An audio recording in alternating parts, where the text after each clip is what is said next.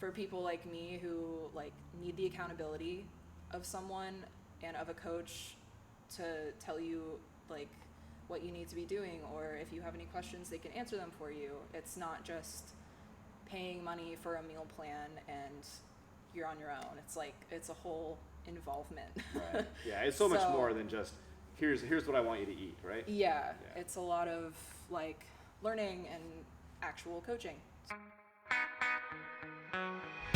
When you've done what you want. Hey guys, welcome back to KCF Conversations, and today we are joined by Sam Sakowski. Welcome. Thanks for joining us. For having me. I said your last name correctly? Sakowski, yes. Yes, all right. I grew up in Wisconsin, so the ski last name I'm totally comfortable with. Yeah.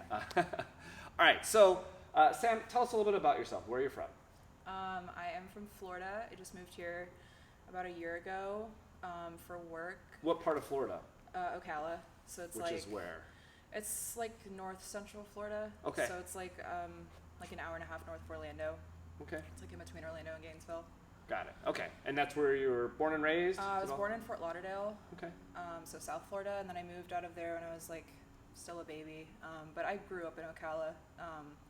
I have lived there for, 20-ish years, I guess. Okay, so long enough for that to be home for sure. Okay, awesome. And you said you moved here for work. Okay, and that is definitely something I want to chat about because you have a unique occupation. Yes. Right? What do you do for work? Yeah, so I'm an autopsy tech. Did you hear an autopsy tech? Right. So you work with dead bodies. Yes. Yes. Yes. Okay. So I was doing that when I was in Florida. It'll be 3 years in November that I've been doing this job. Okay.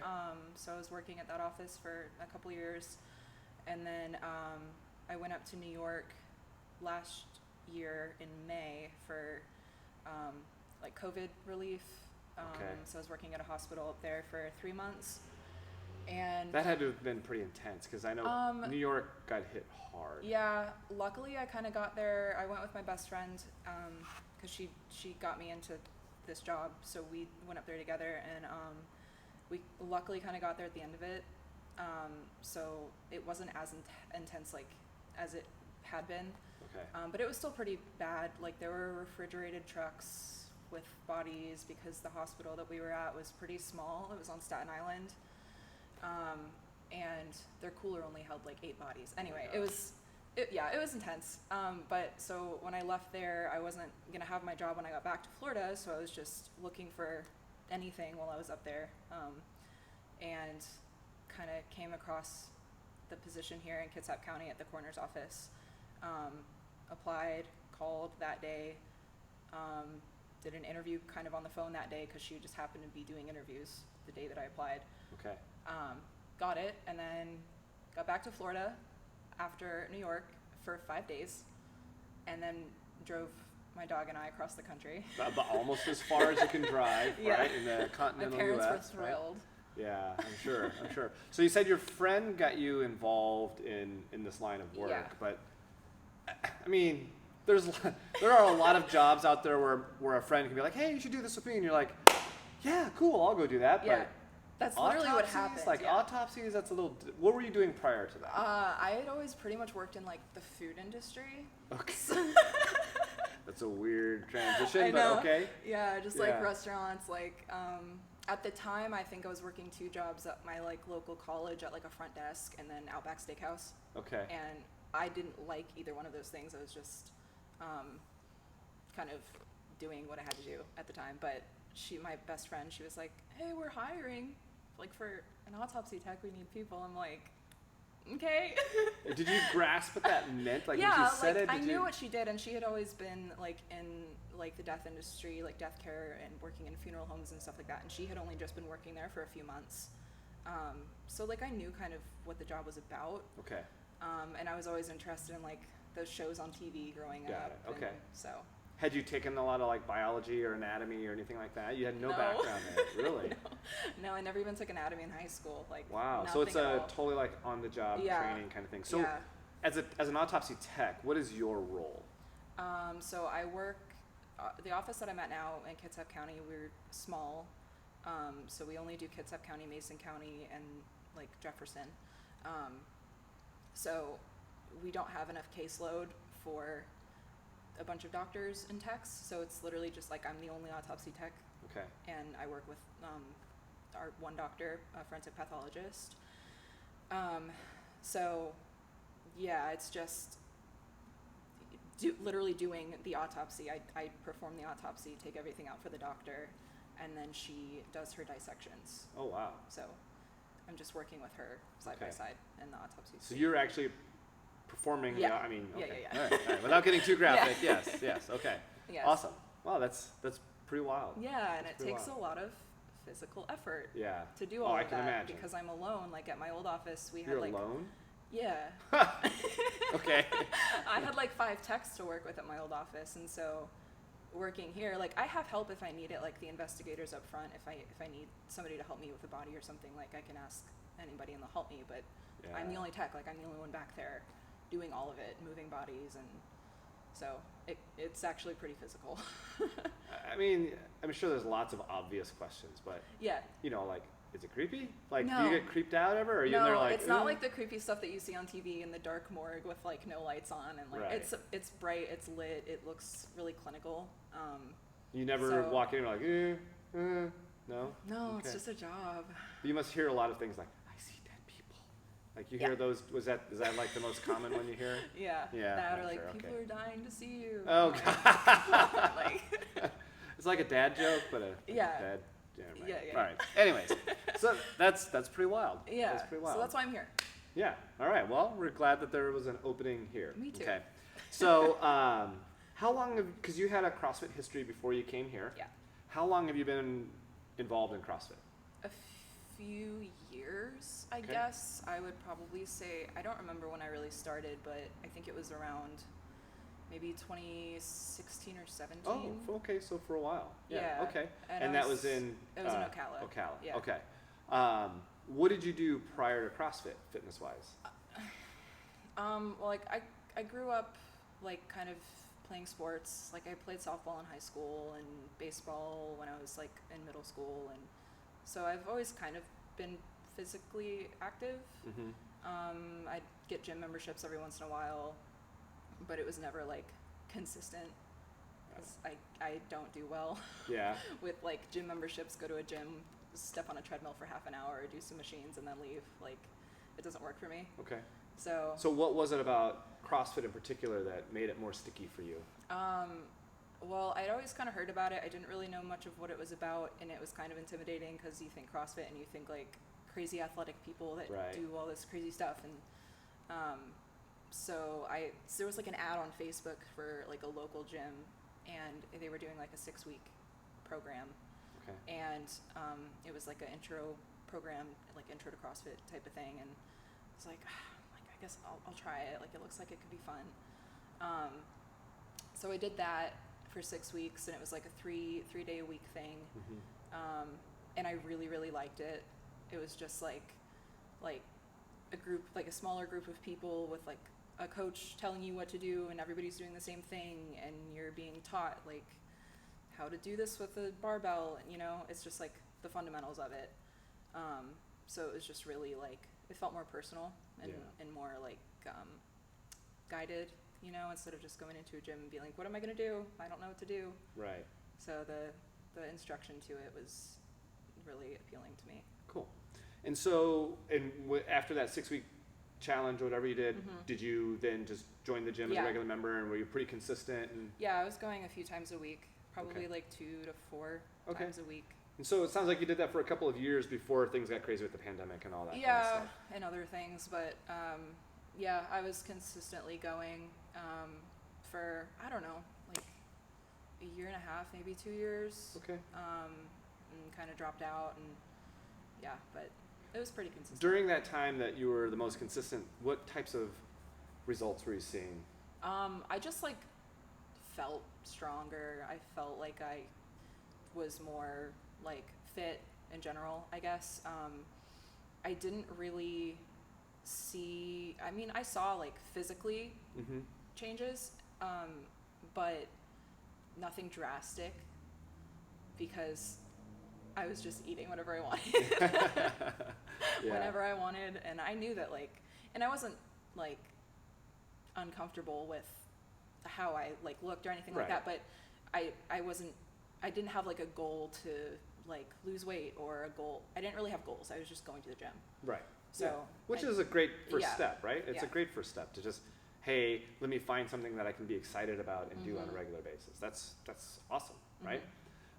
Okay, so then we fast forward a bit, pandemic, COVID, you moved to New York and help out there, and then you move out here and you hook up with us here at KCF CrossFit, right? And so you've been here now for how long? It was, I think like the beginning of June. No, wait. I don't know. It's been over 6 months. Okay. 6, 7, 8. I don't know. Something like that. Less Something than a like year. that. Less but than a over year. half a year. Okay. And recently, we highlighted some results that you've been seeing on our social media pages because you started working with Cade and you started seeing some results. Yes. Can you talk about that a little bit? Yeah. So I just kind of like so I did the nutrition program because I was just not like, I didn't have like a routine for food or anything. I just like would eat whatever. I didn't know really what I was doing. I would, especially on work days, I would just like make a cup of coffee, drink the coffee, go to work, like work and not eat until, I don't know, the afternoon, like 12, 1, 2 o'clock. Okay. And then I would just do most of like my eating, I guess, meals at night, like for dinner and stuff like that. So I didn't have any consistency, and I was like, I need to do something about it because New York and just like this whole past year and a half or so had just kind of gotten to me, and I knew I kind of needed to like do something about it. Yeah. And I'm terrible at like doing things on my own because I don't have the like dedication, I guess, or the motivation to do it on my own. I need somebody to like hold me accountable. Okay. So that's why I kind of got into the nutrition program with Cade, because it was like, you know, a plan, and I'm going to check in with you once a week, and you're going to track your food in MyFitnessPal, and here's your macros that you have to be in, here's your calories for what you want to do. So that was pretty like appealing to me because it was something that I could like keep track of instead of just doing it on my own and not knowing what I'm doing. So what was the most powerful part of that? Because you get a meal plan, you get your macros, you get, you know, messages and emails and accountability. Like what was the part that made it like, this is something I'm going to stick with? The InBody. The InBody. Yeah. Oh, really? Okay. Yeah, for sure. So seeing the data. Yeah. Okay. Was definitely like, oh my god. Was that a little eye-opening when you first saw it? Yeah, well, Okay. the first one that you do, it's like tells you where you're at before you start, right? And so that was like, oh shit. That's not good. And so every month, like I did a 3-month thing, and every month you get on it and it'll show you where you're at and your progress and stuff. And so seeing that even after just like the first month, I was like, oh, Okay. like seeing so you the saw numbers results within the first month. Yeah, Okay. for sure. And overall, so you did 3 months of nutrition coaching. What were the overall results that you saw? So physically, obviously, I was much better than when I started, and as far as like it'll tell you visceral fat level, all of it, and so that number went down a few points. As far as like actual fat loss, I think was like 20 pounds. Oh wow. Okay. Like just fat. I think I gained like some muscle mass. Okay. I mean, that's ideal, right? To lose body fat and Yeah, gain muscle. and it is wasn't really like the drastic challenge. because my goal wasn't to gain muscle. Okay. So it was just, and I was doing the Tough Mudder also. I signed up that's for right. that right.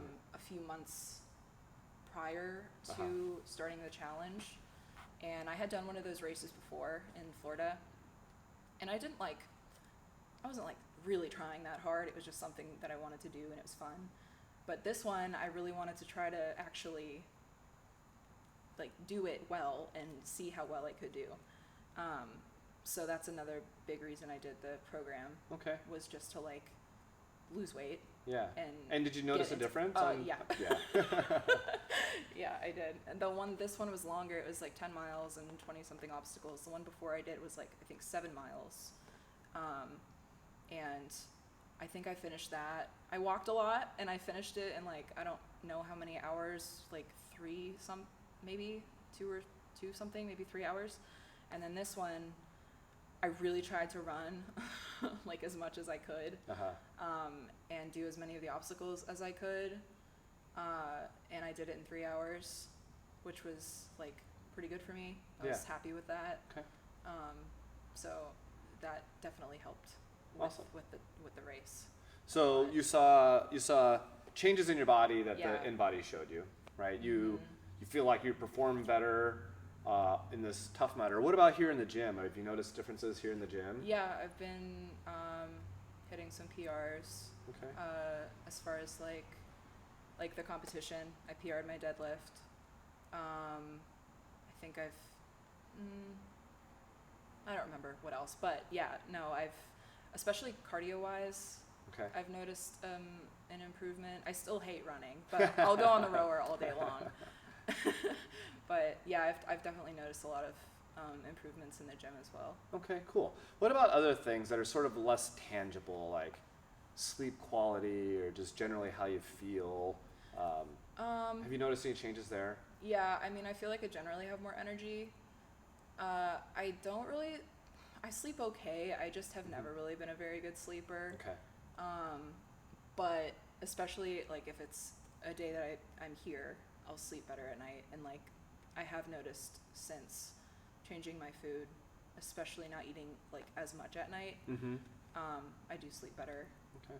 Good. Yeah. Yeah, that might be the next hurdle to Yeah. try to jump over is improving sleep, and because I think it's not just you. Trust me, it's one of those things that people don't think about as much, the impact. But I mean, that's where our body repairs itself. Yeah. Is during sleep, and so it's really really a critical thing. But so that's cool. Yeah. I think your story is not uncommon, right? That people get involved in the fitness thing, and of course they see some changes from just getting involved in the fitness side of things. They get stronger, maybe they notice that they're putting on a little bit more muscle or those types of things. But it's not until they decide to take that next step and sign up for nutrition coaching that things really start to take shape is the words that I want to say, which sounds terrible, but you know what I mean? Like things really take hold and you really start to see people, they're just things improve on kind of like a exponential degree, right? Yeah. And it's not just that they lose weight and they, people are like, oh my God, you look amazing or whatever, but you just see things improve globally. So there are probably folks out there that are thinking, I don't know, I've been doing this for a long time. I don't know if I want to pay the extra money to do nutrition coaching because I already pay a fair amount to just be part of the gym, right? Yeah. That's a legit concern. What would you say to folks who are in that situation where they're like, I'm not as happy with the results that I'm getting. They could be better, but I'm sort of on the fence about signing up for something. I just like look at it as a monthly bill. Obviously, if it's something that you can afford, then you can. If you can't, then you can't. But Sure. If it's something that you can manage to like cut back on drinking Starbucks 5 days a week, or like make certain changes to be able to afford something like that, if that's something you need to do, I would highly suggest it. Yeah. Because especially like for people like me who like need the accountability of someone and of a coach to tell you like what you need to be doing, or if you have any questions they can answer them for you. It's not just paying money for a meal plan and you're on your own. It's like it's a whole involvement. Right. Yeah, it's so much more than just here's what I want you to eat, right? Yeah, it's a lot of like learning and actual coaching.